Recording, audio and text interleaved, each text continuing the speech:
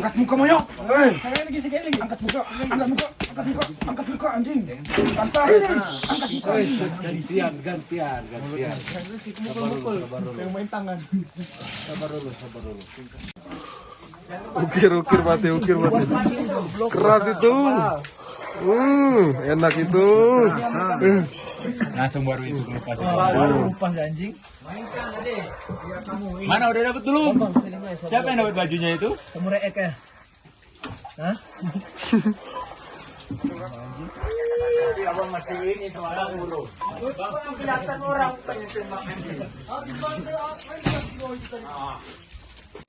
Hari ini adalah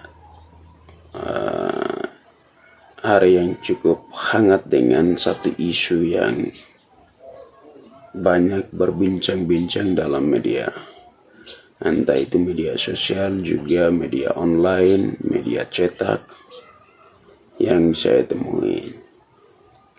Isu itu menyangkut dengan adanya tindakan kekerasan, kekejaman seperti yang ditunjukkan dalam video atau dokumentasi sebelumnya.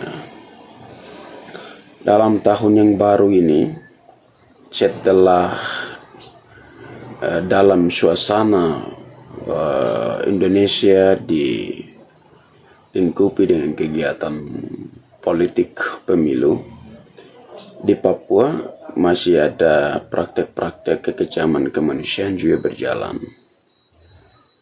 Dan bagi saya itu adalah sebuah hadiah dari Indonesia melalui keamanannya, melalui TNI, menghadiahi orang Papua dengan satu peristiwa yang sangat menunjukkan tidak adanya martabat dan harga diri sebagai bangsa dan sebagai manusia di Papua. Itu bisa kita lihat dari potretan juga dokumentasi video yang terekam adanya bahasa-bahasa yang banyak diproduksi oleh aktor-aktor yang menciptakan kekejaman terhadap warga sipil itu. Bahwa ada yang mengatakan enak kayak sambil mereka iris-iris atau potong-potong tubuhnya masyarakat Papua itu. Orang asli Papua itu juga ada yang bilang anjing bajingan bangsat sambil mereka pukul, sambil mereka tendang. Nah, video itu menurut hasil investigasi singkat yang dilakukan oleh Paham Papua, terutama insiden yang belakang itu terjadi di antara Kabupaten Puncak. Mungkin dalam dugaan mereka itu ada di antara Hilo, Sinak atau di sekitar lainnya, di mana menurut keterangan investigasi singkat itu pelaku yang diduga adalah TNI non-organik dari Kodam 3 Siliwangi, Unifrider 300 Brawijaya. Nah, akan tetapi video itu ketika direspon oleh salah satu pemimpin TNI di Papua dalam satu pemberitaan yang diliput oleh seputar Papua, bahwa dia menuding bahwa ini bukan video asli, menurutnya ini adalah editan.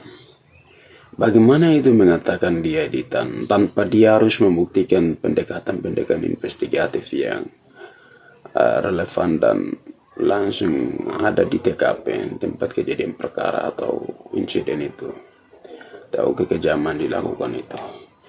Narasi semacam ini bagi saya adalah sudah lazim dikeluarkan pernyataan-pernyataan ini oleh petinggi-petinggi militer, entah TNI maupun Polri selama ini. Mereka menuding bahwa perbuatan-perbuatan yang dilakukan oleh anggota ini harus dibebaskan dengan menyelamatkan melalui ucapan atau narasi-narasi dari mereka.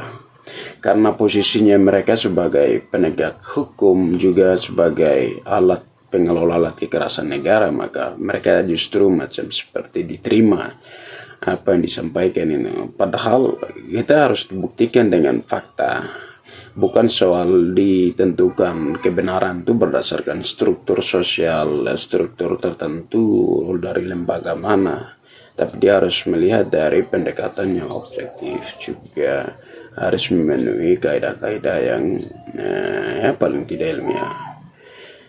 Bagi saya, ketika saya merespon terhadap video itu satu perbuatan keji, menajiskan, itu perbuatan yang paling biadab sekali.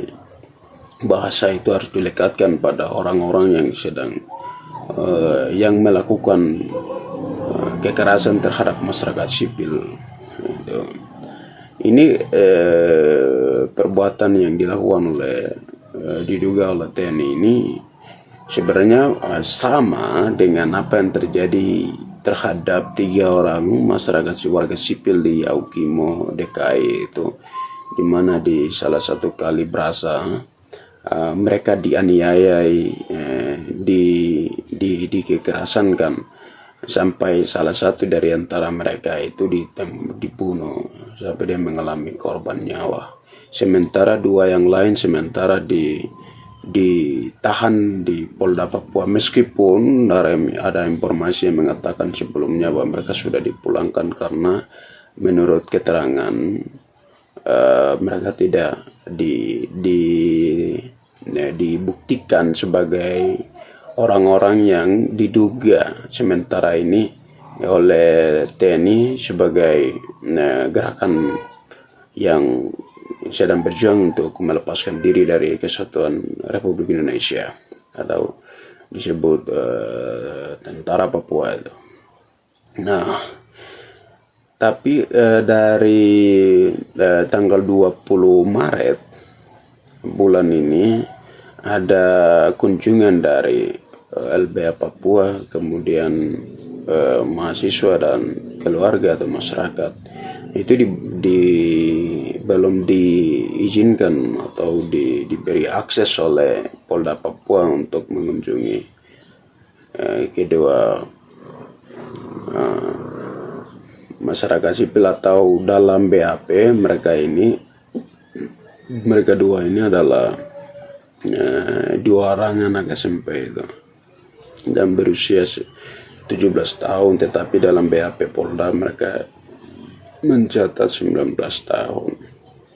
Nah, kondisi yang mereka hadapi pada waktu penganiayaan di sepanjang jalan ketika mereka ditangkap di Yaukimo itu memang wilayahnya berbeda, tapi praktek kekejaman dan kekerasan itu serupa.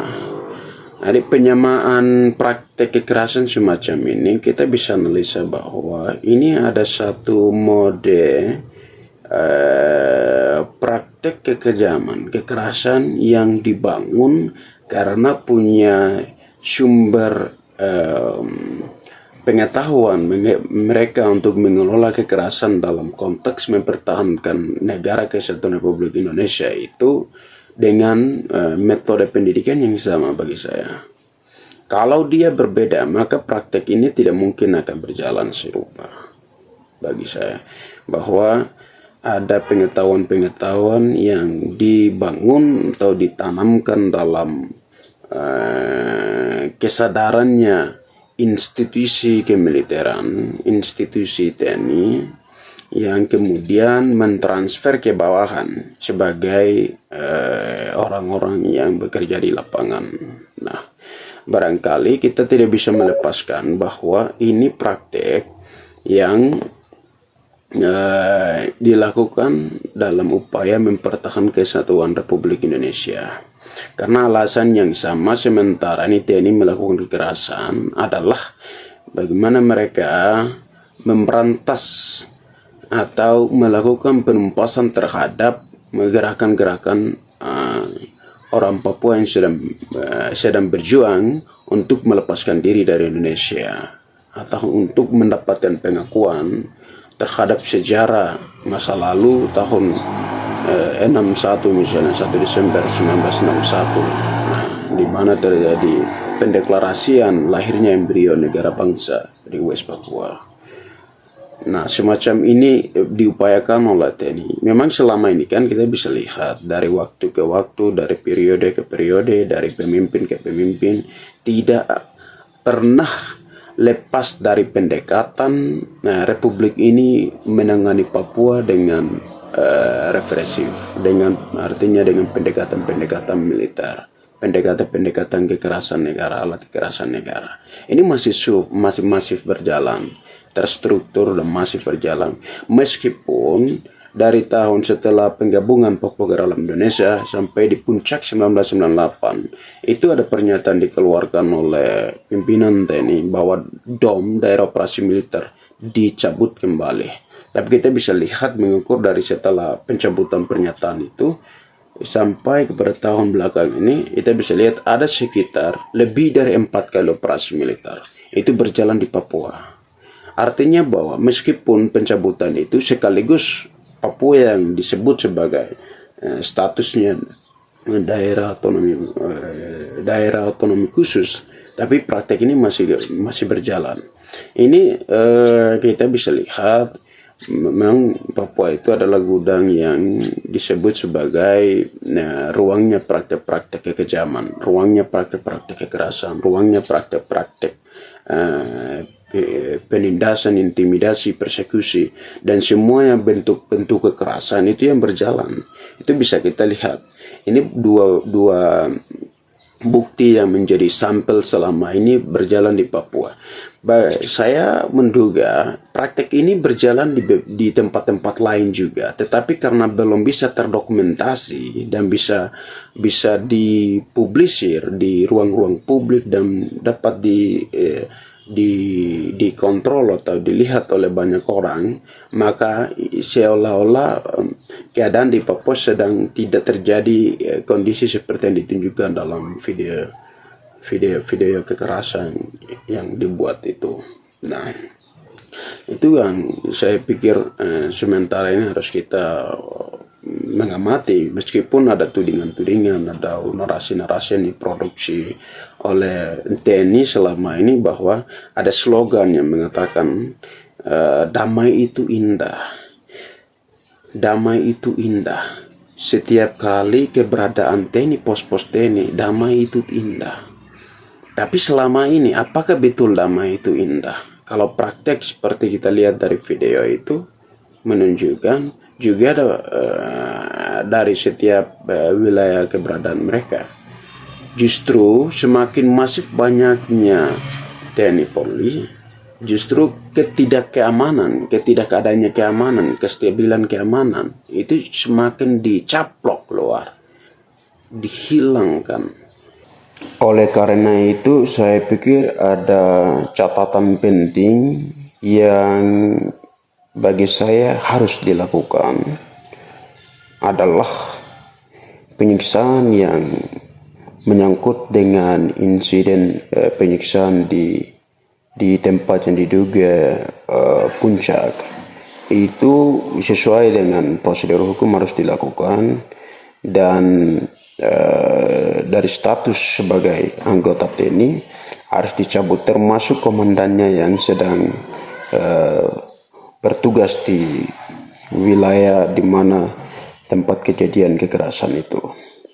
Kemudian yang kedua, karena kita melihat yang membuat kekerasan terhadap masyarakat sipil itu adalah TNI non-organik.